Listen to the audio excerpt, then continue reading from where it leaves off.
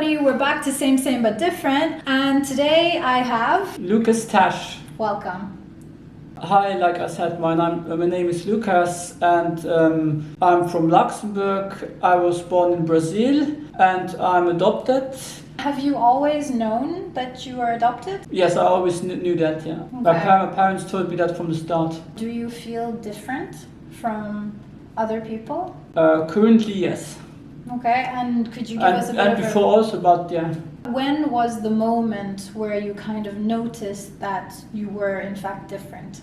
Especially when I was growing up, when I was teenager, exactly that phase where you have to discover yourself, who you are and stuff, and yeah, when you notice that you're the only one who looks different from the rest of the family, like especially my skin color, I'm also asking myself where I'm from and who are my biological parents, my mother and stuff, and yeah. Also in school I had a lot of difficulties for concentrating me, and yeah, the bullying, and yeah. Some people bullied me because of my skin color or my heritage, or just because I'm, I don't know, awkward. Okay. And at what age would you say this bullying started? I think 6 or 5 years old. That's really young. How did you, as a 5 or 6 year old, deal with being bullied? As I try to don't think about those topics. Did it kind of leave any scars in you? Like, did the feelings that you had while being bullied kind of follow you into your older ages? Yes. Until today? Yes. Well, as a teenager and a child, I just swallowed it and just let it go, just ignored it. But when I was becoming a teenager, it really starts to mess with my mental health. Okay. Because also as a teenager, there was also a lot of stuff going on with my heritage, and then the bullying, and then I end up in in the hospital. That is, why is mental health so often seen as a taboo topic? Because people who don't have mental health issues don't have to deal with it and feel uncomfortable with something which is new to them or strange to them. Yeah, that's true. So you have depression. Yes. Yeah, and often somebody who is not in the same situation can't really put themselves in the place of that person. So could you explain, what is depression?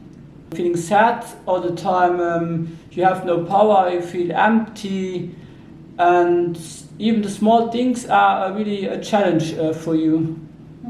It's like I don't know, a shadow who lies above and drags you down. Wow. And how do you deal with your depression? Because currently now I see a psychiatrist, and surround myself with people who are good to me, like families and friends, real friends, and just taking my time to get better. Yeah, of course.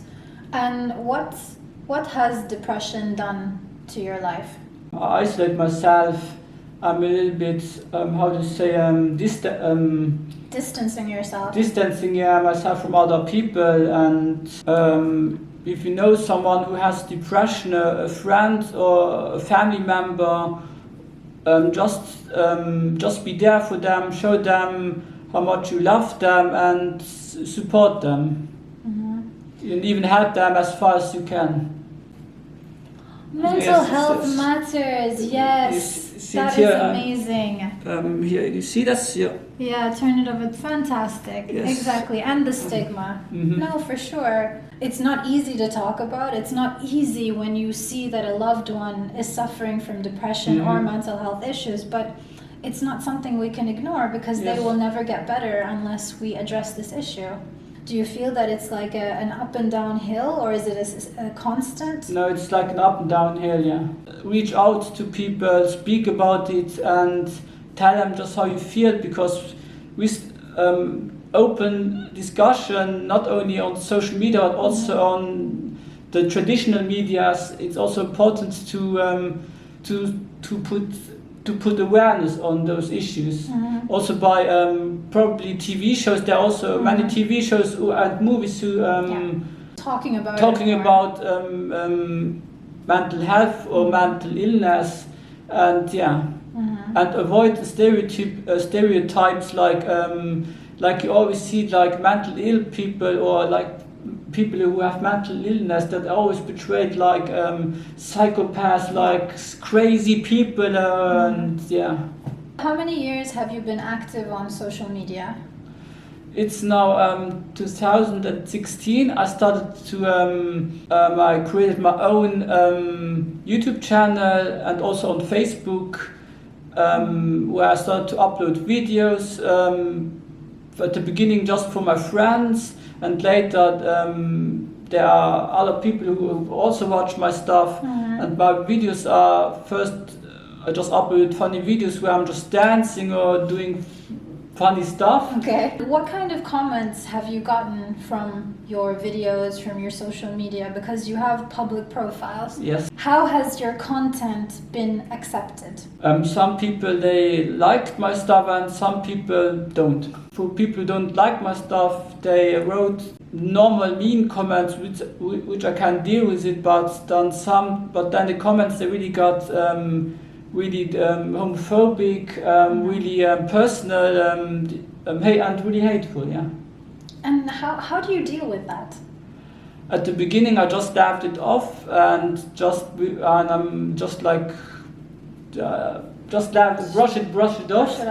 But then later, always underneath every video I made, even videos where I just tried to entertain people, they also just made fun of me, and it started to bother me.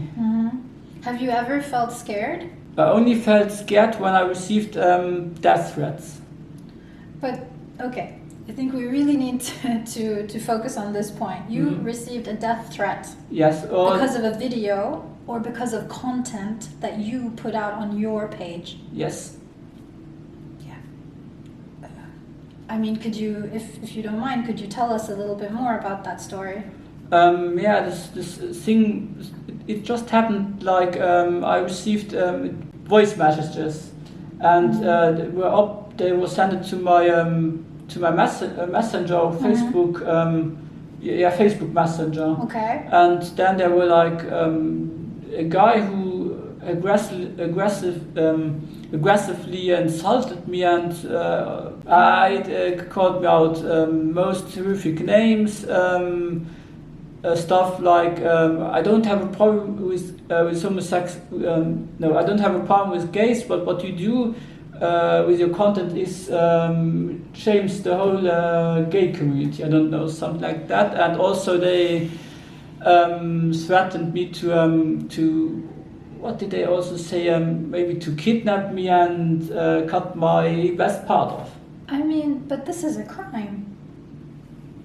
This is not acceptable. You are living your life. You're not hurting anybody. Yes. You are not pushing your content into people's faces. You are not. It's. I can't understand it. Me neither. Well, I mean, if you don't like my content, I always said it in my videos. If you don't like my content or whatever I do, don't follow me or don't follow me on social media. Yeah. Don't watch my content. Exactly. It's so easy. But why do you think people feel it is their right to throw these hateful, disgusting comments just like that? I don't know. But it's something that must be so heavy on you, like so hard for you to deal with. Yes. There are also a lot of things that have been going on between like hate, and also people don't know for how they found out where I live, but somehow they found out where's my address or where I live, and they come to ring at my apartment. Comments are one thing. Yeah, that's one thing. Death threats, it's a whole other thing. But then actually coming to your home, where you live, your safe space. Yes. I mean, how is one supposed to deal with it? And again, you are doing nothing wrong. So Lucas, when you started this social media video journey, did you imagine to get these kind of comments and this kind of behavior from people? At the start, yeah, I was like, well, probably there are people who don't like my content, which is completely fine, but I never thought it's going this far. Yeah, because that's far. That's really, really far. How did you then overcome this traumatic incident? Like, how did you get over the fact that they were actually at your door? Well, I uploaded a video where people were ringing at my bell, and just uploaded a video to tell the people just to leave me alone, and if anyone comes near again at my door, I will call the police. I was really emotional.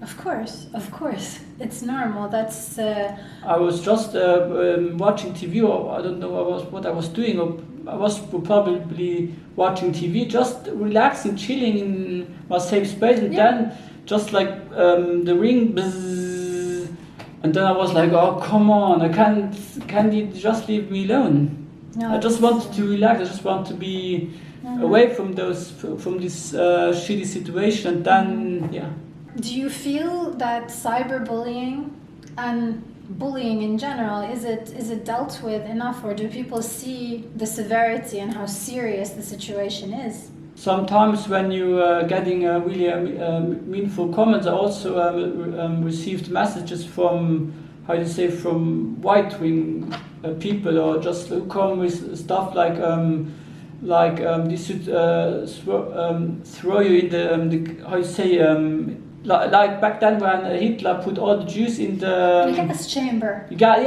also received those comments. What? Like going to the gas chamber, and I also reported them, and on Instagram they luckily they removed or even deleted the profile of this person, but on Facebook or other platforms they So Lucas, have you always been very transparent about your sexuality?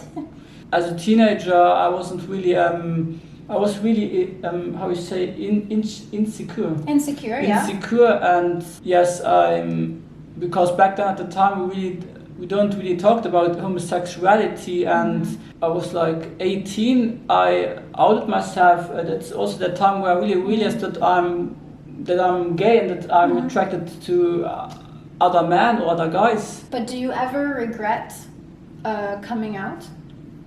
No. No. Mm-mm. It's you. Mm-hmm. Yeah.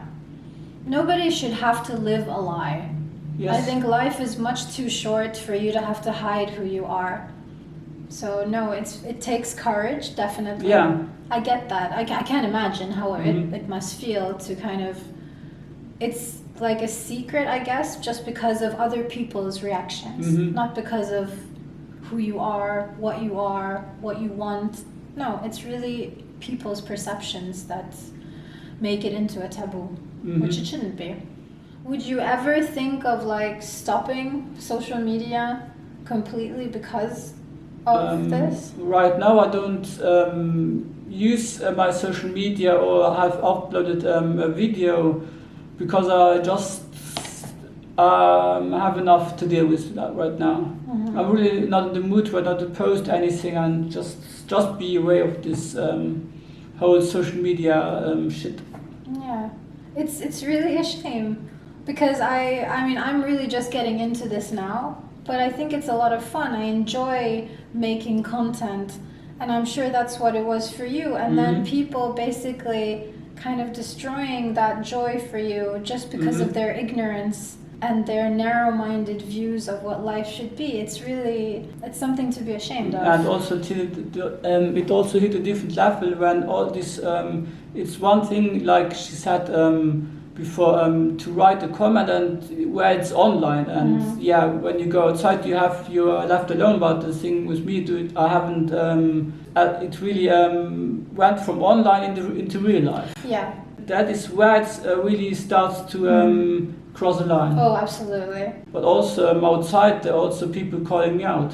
Also, like it was like a few weeks ago, it was like the first meeting with my psychiatrist. We were just like walking and talking, like stop, how to say, the session, no? Mm-hmm. The session, and we decided to have a walk, and there were just like boys there who called me out, and then I just confronted them. The person who called me out was just sitting on a tree, hiding in a tree, and I told him if he has something to say to me, he should come down and say it to my face. Yeah, exactly. Then he always had excuses like, no, I'm just telling the truth and blah blah blah. But it's blah blah blah. It's easy to be on a tree, hiding here and there, being behind a computer screen, and hating on somebody. Like you say, if you have something to say, come and say it to my face. Absolutely. Because I have enough now. Yeah, of course. And that's important for people to see, that you have limits, and it's enough. It's enough, because you are just trying to live your life. You're not doing anything wrong. You have the right to do things, to live your life without being scared while walking down the street, wondering where the next comment is going to come from, or not even being able to watch TV on your sofa without worrying who is going to come ringing your doorbell. It has always been easy. If you're watching something and you don't like it, with TV, with the internet, whatever, switch it off. Yes. Close the page. Go on, do something else. If you're watching a video and you realize, I don't like this person, I don't like this video, stop watching it. Yes. And if you're subscribed to somebody and you start to realize they're not your cup of tea, unsubscribe. Yes. It's so simple. It's one click. It's really easy. Yeah. And I don't spend my time going just on the internet, on the social media, just to find, I don't know, like example, someone I don't like his profile and write mean comments. I have better things to do. Exactly. So are there any other incidents or situations that will always stay in your mind, something that might have happened? It was last year where I found out that my biological father in Brazil has passed away. And I posted that. I didn't post a picture of him because I don't post pictures from family members or friends on my social media because I want to keep them private. But I posted just a picture with candles and then just ripped that. And then I just underneath I just told my followers what has happened, and a lot of people empathized with me and said sorry for the loss, but there were also people who made fun of it. Yeah. Who made fun of the fact that your biological father had passed away? Yeah, there was also one comment where I remember where somebody asked, was he gay too? And another person wrote, he probably died away when he saw you. I don't think there are words.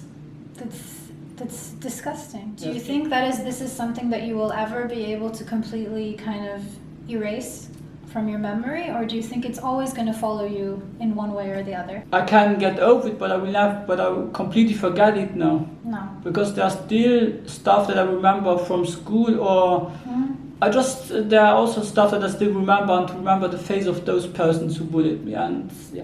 And then it's really up to the bully or the person who writes those comments to think to yourself, is this worth it? Is it worth it to make somebody who's so kind and sweet have these scars? Is it really worth it, that comment?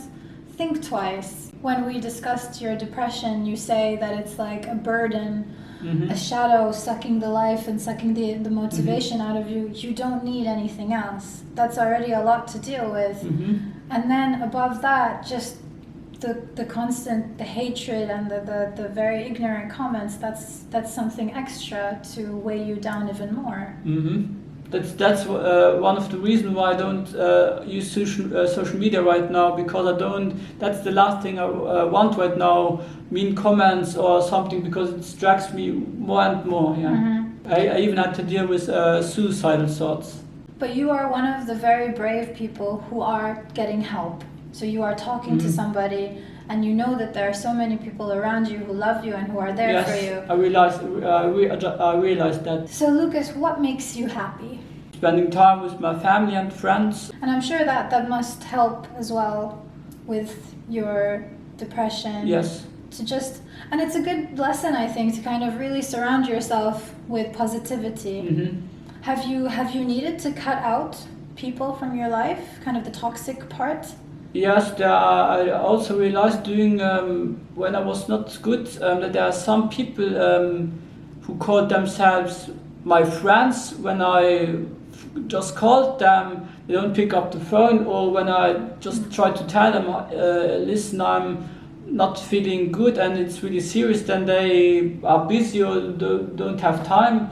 Those people are fake friends. I just don't want to do anything with them. No. Friendship is about the good and the bad. Yes. For sure. And I think anybody who kind of abandons a friend in a time of need, that is not a true friend. Life is not only the sunshine and the rainbows. Yes.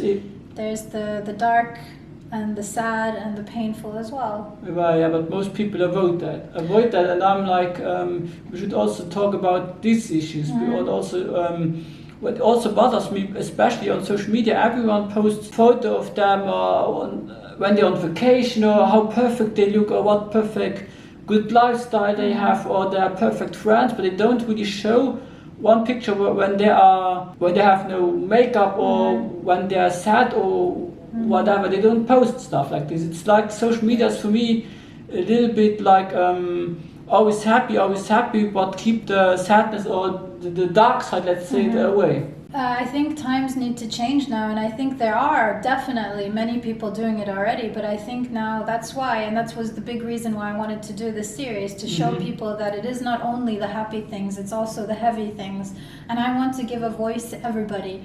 This is the world. We are all different, but look, we're also very much the same. I don't have to take on the way you live, just as you don't have to take on the way I live. We don't have to switch careers or switch sexualities, but you accept me for the way I do my stuff, just as I accept you. It's so easy. It's tolerance. It should be so easy, but it's not. We live in dark times. We do. But we can always hope for a brighter future. I hope, yeah. It's admirable that you haven't given up. You've kept on trying, and also you've been true to yourself. You stay who you are. You are who you are, and you're very proud of that. And I think that's very important. You shouldn't have to change because of other people. So keep being who you are.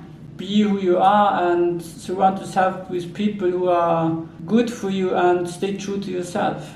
Mental health matters. Yeah. Mental health is something really important. It's uncomfortable, it's scary. Of course it causes people pain, but that's not a justification to completely not talk about it. We need to talk about it. It needs to be out in the open, on the table. We see that people are depressed, people have mental health issues. It doesn't make them bad people, it does not make them crazy. It's a situation that is going on. It's very real. Talk about it and help, reach out. Lucas, thank you so much for being here. It was a real pleasure, and all the best. Keep fighting and keep being yourself. Yeah, thank you. I'll try my best. Great. Thank you everybody for watching. I hope you enjoyed the episode, and I will see you very soon. Cool. Thanks, Lucas. Yeah. Bye.